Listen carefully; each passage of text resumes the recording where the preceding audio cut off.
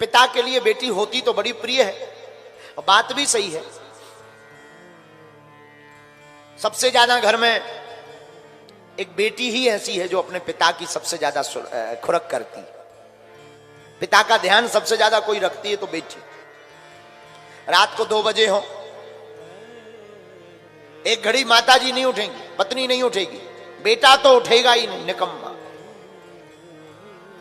पापा आ गए, खोल दो, तुम ही खोल दो गेट, अब हम सो रहे, हमारा दिमाग खराब ना करो, सो मूड पर आ रहा, ऐसी बातें करके। लेकिन बिटिया कितनी भी थकी हो, बुखार में हो, बीमार हो, बेटी तुरंत जाएगी, झट से दरवाजा खोलेगी, पापा पापा पापा आ गए, पिताजी आ गए, आओ पिता, आप बैठो, बीमार है, आप बैठो पिताजी, हम रोटी बना देते हैं। बेटी का मोह पिता के प्रति बहुत होता है, और पिता का भी बिटिया के प्रति बहुत मोह होता है। हम तो देखते रहते हैं, दरबार में जब बैठते हैं, कभी धाम पर बैठते हैं, शादी के कितने भी साल हो जाए, लेकिन बेटियां आती हैं, महाराज जी और तो सब आपकी कृपा है, हमें अपने घर का कुछ नहीं पूछना, हमारे पिताजी ठीक हो जाए। बल्कि ये धर्म पुत्रों का है, लेकिन ये धर्म बेटियां निभाती हैं। धन्य है हमारा भारत, भारत की बेटियों को इसलिए दुर्गा कहा जाता है। बेटियां जिसके घर आती हैं उसके घर खुशियां छा जाती हैं। बेटियां, पुत्र तो केवल एक कुल का नाम रोशन करते हैं, लेकिन बेटियां तो दोनों कुलों का उद्धार करती हैं। हमारा मानना है, हम आप लोगों से भी प्रार्थना करेंगे, हम लोग बहुत बड़ी गड़बड़ करते हैं, वो गलती करते हैं, बहू को तो लाते हैं, लेकिन कई बार छोटी मोटी बातों पर बहू के माता पिता को सुनाने लगते हैं। हमारी प्रार्थना है, कभी भी हो किसी के भी माता पिता की अवहेलना मत करना, क्योंकि अपने सबसे प्राणों का टुकड़ा, जिगर का टुकड़ा कोई दान में देता है तो वो बाप होता है जो अपनी फूल सी बिटिया को दान में दे देता है। आप कभी विचार करना, आत्ममंथन करना कि 20 साल जिसके घर में बिटिया चहचहाती रही हो, खेलती रही हो, जिस आंगन में कूदती रही हो, जिसकी प्रत्येक दीवाल से उसकी याद जुड़ी हो, घर की एक एक ईंट जिससे बोल करके बात करती हो, और उस बेटिया को एक ही रात में बाप अपने कलेजे पर पत्थर रख करके विदा कर देता है, उस बाप पर क्या गुजरती होगी। इस पूरी दुनिया में हम तो नहीं कह सकते, पर भारत में कह सकते हैं, इस पूरे भारत में कोई बाप कितना भी बड़ा कठोर हो, कितने भी बड़े दिल का हो, पर हम दावे के साथ कह सकते हैं कि जिस दिन बेटी की विदा होती है, उस कठोर से कठोर बाप की भी आंख भर जरूर आती है। अकेले में जा करके वो भी रो पड़ता है, उसकी भी नजर भर आती है। कितना भी कठोर हो, जब बेटी जाती है ना, विदा होती है ना, वो भी फूट पड़ता, बिखर जाता है। वो भी 2 दिन तक भोजन नहीं करता, उसे सुरत नहीं रहती। बेटी के सामने जरूर वो मन मार करके मुस्कुराएगा, कितना भी कठोर बाप हो पूरी दुनिया का, कितना भी कठोर बाप, लेकिन जब बेटी की विदा होती है तब उस बाप से पूछना उसका दिल कितना बिखर जाता है। इसलिए हमारी प्रार्थना है, आप सबसे, सागर के वासियों से प्रार्थना करते हैं, अपने घर में महाभारत मत करना। तुम्हारे घर पर कोई बहू आए ना, बहू बनकर के आए तो क्षमा करना, वो बहू जरूर है तुम्हारी, लेकिन वो किसी की बिटिया भी है, ये मत भूल जाना। वो किसी की बेटी भी तो है,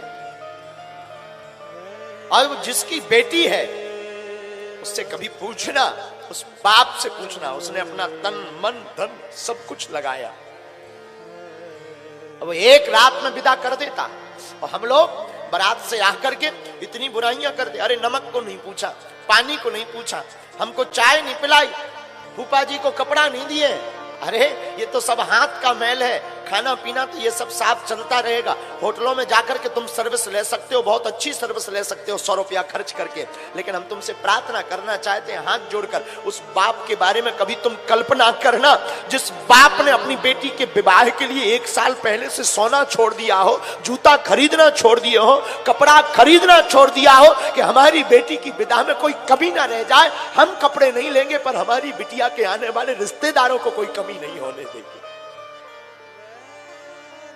कभी आप आत्ममंथन करना उस बाप के बारे में। वो 1 साल पहले से नहीं सोता,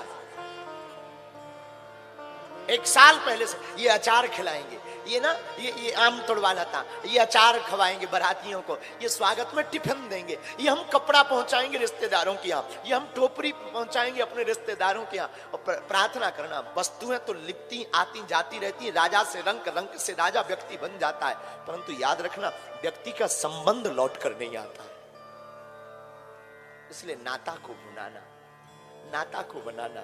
कभी भी हो आपके घर पर जो बहू बनकर आई वो किसी की बिटिया है, और वो अगर बिटिया है तो कभी उसकी अवहेलना मत करना, उसके माँ बाप को ताना मत सुनाना कृपा करके। और जिस दिन तुम ये कर लोगे, जितने भी लोग यहां सुन रहे हैं और भारत में सुन रहे हैं, दृष्टि का खेल है।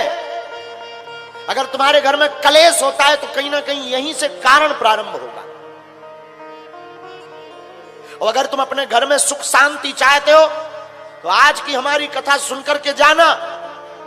तुम्हारी जिंदगी में बदलाव ना आए तो कर लेना, लेकिन जीवन में उतार करके जाना कथा को।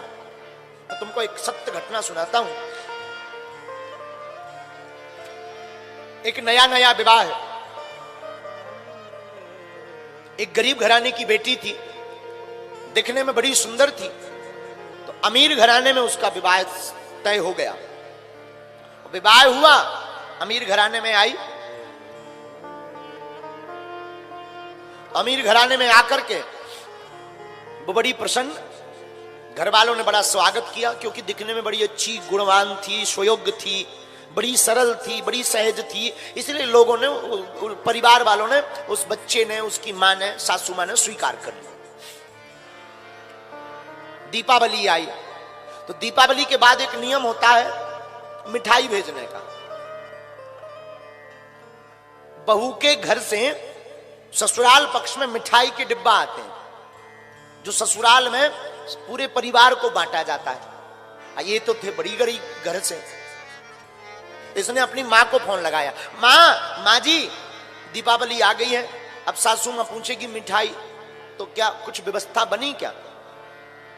माँ ने कहा बिटिया तुझे तो पता है उधार उठाकर तेरे पिता ने शादी की है, अभी कर्जा ही 3.5 लाख चढ़ा है, अपने घर पर एक अन्न का दाना नहीं है। बेटी फिर भी मैं कुछ व्यवस्था करके कुछ मिठाई भेजती हूं। शाम को माँ ने दोबारा फोन लगाया, बिटिया 1000 रुपया की व्यवस्था हो गई है, मैं तेरे घर पर ना 5 किलो मिठाई भेजती हूं।